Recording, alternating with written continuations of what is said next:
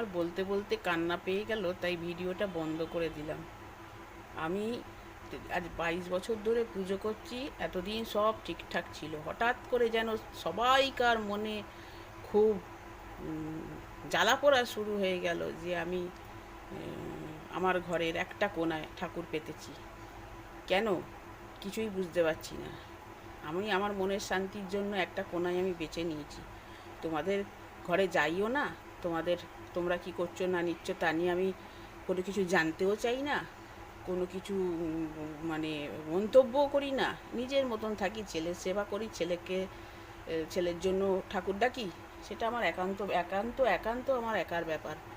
কিন্তু তাই নিয়ে কেন যে লোকের এত ঊর্ধ্ব নিঃশ্বাস, কি বলবো, বলার ভাষা পাচ্ছি না। কারণ আমি তো এসব ভাবি না, আমি আমার মতন পুজো করি।